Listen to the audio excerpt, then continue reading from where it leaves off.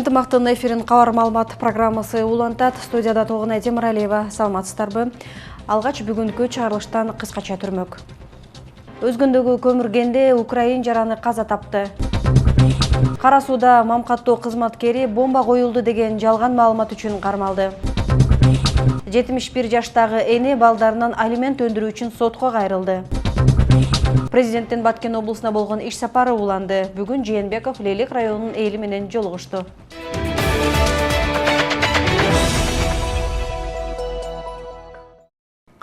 Ошто көмүргенинде иштеп жаткан украиналык бир жаран каза таап, экинчиси ооруканага түштү. Окуя 10 мартта Өзгөн районунун Саламалик айыл аймагына караштуу Бештерек жайлоосунда болгон. Украиналык эки жаран ал жерде көмүргенин чалгындап жаткан. Маалыматка караганда шахтанын ичинде темирден жасалган тирегиштер топурак, таш менен кошо кулап түшүп, ал жерде чалгындоо иштерин жүргүзүп жаткан 41 жаштагы жана 44 жаштагы эки украиналык жаран урандынын астында калган. Каза болгон 41 жаштагы адамдын сөөгү ош шаарына жиберилген. Ал эми бутунан жараат алган 44 жаштагы экинчи чет өлкөлүк азыр Өзгөн райондук ооруканасында жатат. Ош облустук ички иштер башкармалыгынын маалыматына көрө, Саяска көмүрген казуучу ишканасында жалпысынан 21 Украина өлкөсүнүн жарандары иштеп жаткан. Алар чалгындоо иштерине адис катары чакырылган. Ош облусунун Кара Суу райондук электростанциясына бомба коюлган деген маалыматты тараткан жаран УКМК тарабынан кармалды. Маалыматка ылайык 10 мартта Ош облустук башкармалыгынын нөмөт бөлүмүнө Кара Суу районундагы РЭСке бомба коюлган делген маалымат келип түшкөн. Айтылган дарекке ыкчам топ барып, райондук электростанциянын кызматкерлери эвакуацияланып, аймак курчоого алынган. Мекемени текшерүүдө жарылуучу зат табылган эмес. Ыкчам тергөө иш-чараларынын жүрүшүндө Ош облусунун Кара Суу районунун 1969-жылы туулган тургуну кармалды. Кармалган жаран мас абалында болгондуктан жалган чалуу жасагандыгы такталды. Ал Кара Суу районуна караштуу мамлекеттик каттоо кызматынын картография бөлүмүнүн башка адиси экендиги аныкталды. Учурда тергөө иши жүрүп жатат. Жалал Абадта өз балдары менен пикири келишпей, алардан сот аркылуу үйүн өзүнө алган 71 жаштагы Бурул Бекташева эми балдарынан алимент өндүрүү боюнча сотко кайрылды. Бул тууралуу Жалал Абад шаардык прокуратурасынан билдиришти. 4 баланын энеси учурда жалгыз күн кечирүүдө. Теманы кабарчыбыз Кабылбек Көчкөнбай уулу улантат. Жүгүрүп келип булардан кабар алып кетем. Ошентип баккан балдарым ошентип мага душман болду. Жалал Абад шаарына караштуу Тайгараев аймагынын 71 жаштагы тургуну Бурул Бекташева буга чейин балдарынан кордук көрүп, өз үйүндө өгөйлөнгөнүн билдирген.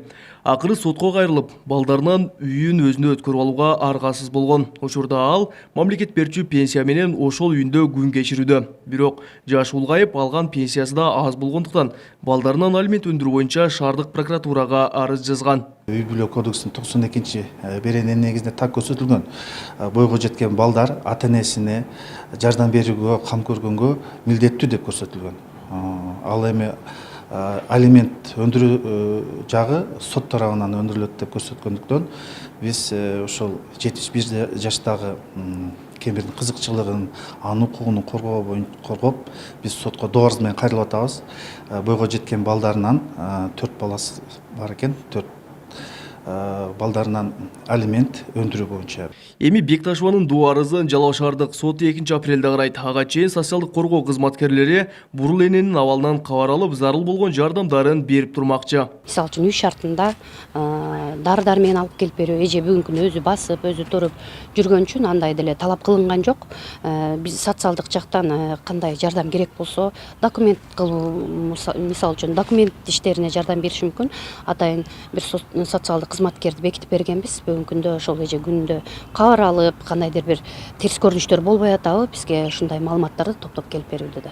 Ал эми Бурул Бекташеванын балдарынын бирине байланышканыбызда алимент туурасында кабары жок экенин билдирди. Бирок жагдай боюнча комментарий берүүдөн баш тартты. Алар буга чейин айылдагы мешитте жыйын өткөрүп, аксакалдар менен туугандары эне балдарды элдештирүүгө аракет жасашкан. Анткени менен андан эч кандай майнап чыккан эмес.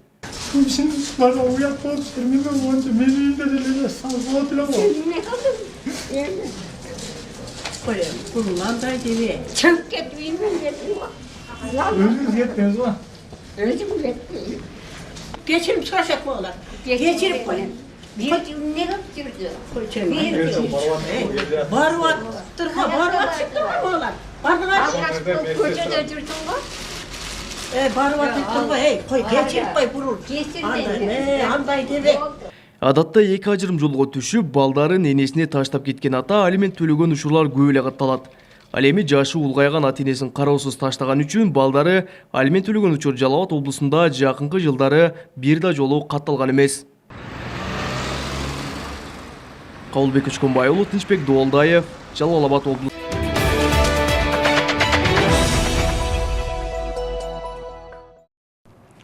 Президент Сооронбай Жээнбековдун Баткен облусуна болгон иш сапары бүгүн да уланды. Бүгүн өлкө башчы Лейлек районунун жана Сүлүктүү шаарынын тургундары менен жолугушуп, суроолоруна жооп берди. Мамлекет башчысы эгемендик алгандан бери мурдагы Советтер Союзуна кирген дээрлик бардык өлкөлөрдө чек ара көйгөйлөрү жаралганын билдирди. Чек ара маселелерин чечүүнүн 3 жолу бар экенин белгиледи. Биринчиси маселени чечпей тим коюу, экинчиси маселени күч менен чечүү, качан эки тарап бири-бирине компромисске барбай согуштук конфликт жолу менен чечилиши. Үчүнчүсү маселени сүйлөшүү жолу менен чечүү. Президент акыркы жылдарда бул багытта тажик тарап менен сүйлөшүүлөр жандандырылып, активдешкенин эске салды. Эки тарап тең бири-биринин аргументтерин эске алуу менен конструктивдүү диалогко ыктап жатышканын кошумчалады. Аны менен бирге өз ишмердүүлүгүндө Баткен облусу өзгөчө маанилүү экенин дагы бир жолу баса белгиледи. Чек ара аймактарынын социалдык экономикалык өнүгүшүнө мындан ары дагы көңүл буруларына ишендирип өттү. Алдыдагы жергиликтүү кеңештерде шайлоо өнүктүгү жогорку деңгээлдеги уюшкандыкта өтүүсү керек. Бул тууралуу премьер-министр Мухаммедкалый Абылгазиев ушул жылдын 12 апрелине белгиленген жергиликтүү кеңештин депутаттарын шайлоону өткөрүүгө карата даярдык көрүү маселеси боюнча жыйындын жүрүшүндө билдирди. Өкмөт башчы жергиликтүү кеңештерде шайлоо өнүктүгү жогорку деңгээлдеги уюшкандыкта жана процесстин ачык айкын өтүшүн камсыз кылуу маанилүү экенине токтолду. Ошол эле учурда мамлекеттик органдарга аймактык шайлоо комиссиялардын жергиликтүү кеңештин депутаттарын шайлоо өнүктүгүнө даярдык көрүү жана өткөрүү боюнча уюштуруу маселелерин чечүүгө толук жардам берүүнү, аларды транспорт, материалдык, техникалык каражаттар, байланыш каражаттары менен электр энергиясын үзгүлтүксүз берүүнү камсыз кылууну тапшырды. Жыйындын жүрүшүндө тармактык мамлекеттик органдарга мындан ары жарандарды массалык каттоо фактысына жол бербөө тапшырмасы берилди. Кыргызстанда доллар дефицити жок. Бул тууралуу Улуттук банктын төрагасы Толкунбек Абдыгулов билдирди. Ал белгилегендей, Улуттук банктын резервинде 2,4 миллиард доллар бар. Өлкөдө долларды сатууда же сатып алууда эч кандай көйгөй жаралган жок. Бирок кечээ 10 мартта Бишкектеги айрым акча алмаштыруучу жайлар доллар сатпай койгонун айтып арыздангандар болгон. Абдыгулов эгерде акча алмаштыруучу жайлар валюта сатпай койсо, анда жарандар каалаган банкка кайрылса болорун эске салды.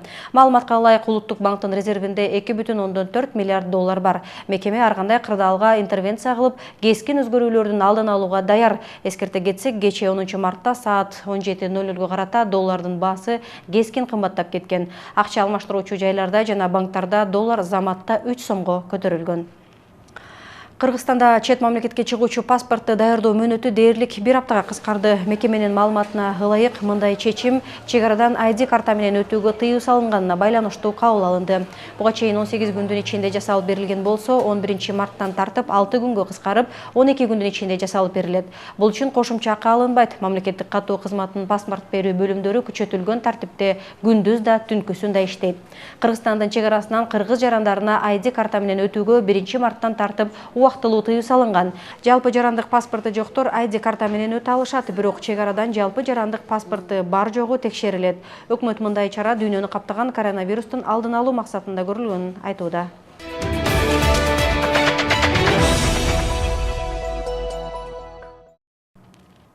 Оштогу балдардын жугуштуу оорулар ооруканасынын оңдоп түзөө иштери аяктап калды. Оорукана 60 жылдан берки убакытта оңдоп түзөөдөн өтпөй, ремонттоо иштерине муктаж болуп келген. Эскилиги жеткен имаратта жаткан бейтаптар кооптонуу менен дарыланып чыгышат. Анткени андагы шарттар жакшы болгон эмес. Оңдоп түзөө иштерине тендер жарыяланып, жалпы 8 миллиондон ашык каражат сарпталууда. Аталган оорукана түштүк аймагы боюнча ооруларды кабыл алгандыктан кошумча 70 орунда даярдалууда. Теманы кабарчыбыз Мимоза Жаныбек кызы улантат.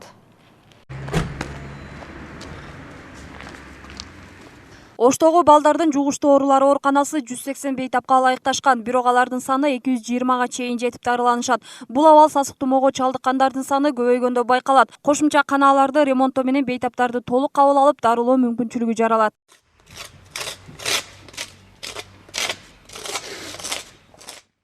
Оорукана оңдоп түзөөгө муктаж. Эскилиги жеткен имаратта жаткан бейтаптар кооптонуу менен дарыланып чыгышат. Оорукананын имараты көп жылдан бери капиталдык оңдоодон өткөн эмес. Башкы дарыгер Кайрат Абжаловдун билдирүүсүндө жугуштуу ооруга чалдыккан балдарды дарылаган стационар түштүк аймагында жалгыз ушул оорукана.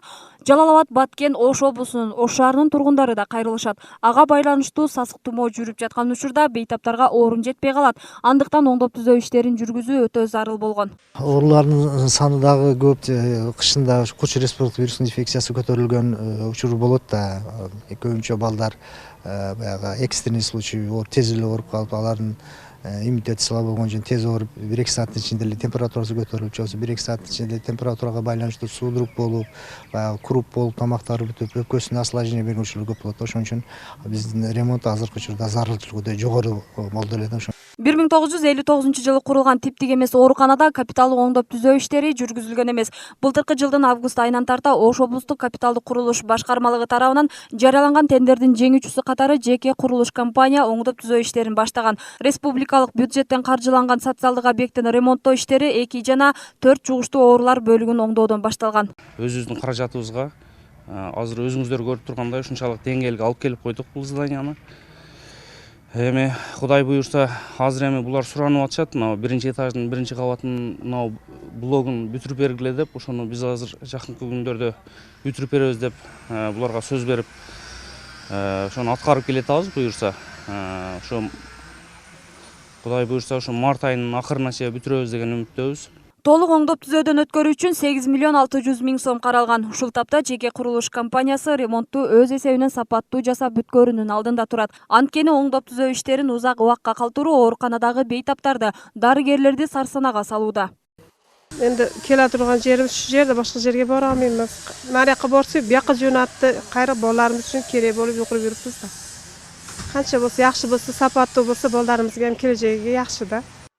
Ремонттоо иштеринин башталышы менен кошумча 70 орун даяр болот. Кошумча бөлүктө ар бир бөлмө коридорлор капиталдык оңдоп түзөөдөн өтүп, терезе, эшиктер жаңыланат. Жылуулук түтүкчөлөрү толугу менен алмаштырылууда. Мимоза Жаныбек кызы, Бексултан Абиев, Ынтымак. Ноокаттын Караташ айыл аймагындагылар үйүнөн чыкпай туруп, таза сууга канча сом төлөө керектигин биле алышат. Мындай шарт интернет сайт аркылуу түзүлдү. Айыл өкмөттө 2 айыл бар, андагы 1200 кожолук сайт аркылуу төлөмдөр, карыздары тууралуу маалымат алышып, жеңилдик түзүлдү.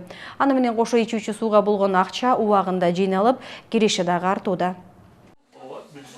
Сунет KG. Бул сайт Ноокат районунун Караташ айыл өкмөтүнүн тургундары үчүн атайын иштелип чыкты. Интернет тармагына ар бир кожолуктун маалыматы тизмектелип, таза суу боюнча билдирүүлөр чыгып турат. Тактап айтканда, ар бир үй бүлө ичүүчү сууну канча көлөмдө иштетти жана төлөмдүн суммасы тууралуу биле алышат. Мурда жанагындай квитанция аркылуу ар бир үйгө каккыла барып, бирден экиден барып болчу эле да. Азыр уже элдин аң сезими өстү деп ойлоймун да. Себеби алар уже электроэнергия төккөндөй деле мындай шашып калышты. Себеби бул жерде дагы кичине туум бар.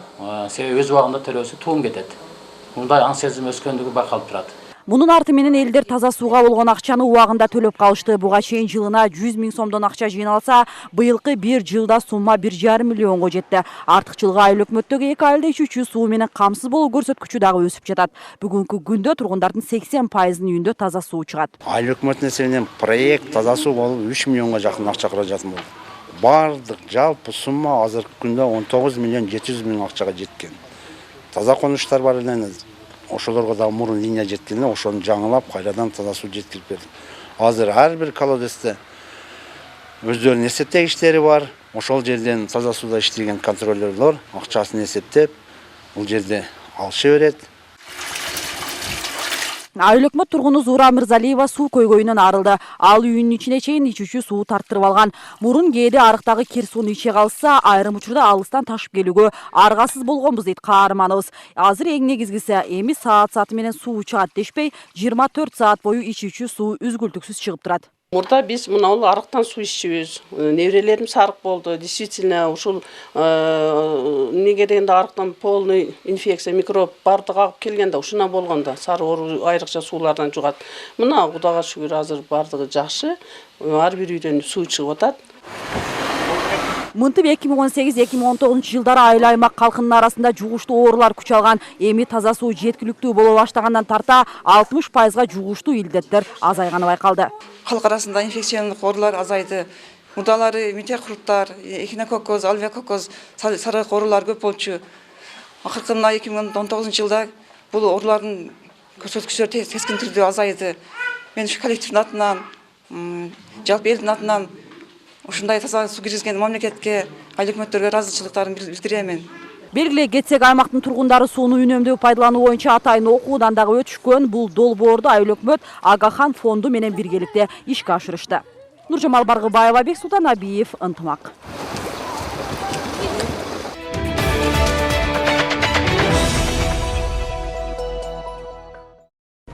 Шаршемби күнкү чыгарылышыбызды мына ушундай кабарлардын топтому менен жыйынтыктайбыз. Алдыда аба ырайы тууралуу маалымат. Саламатта калыңыздар.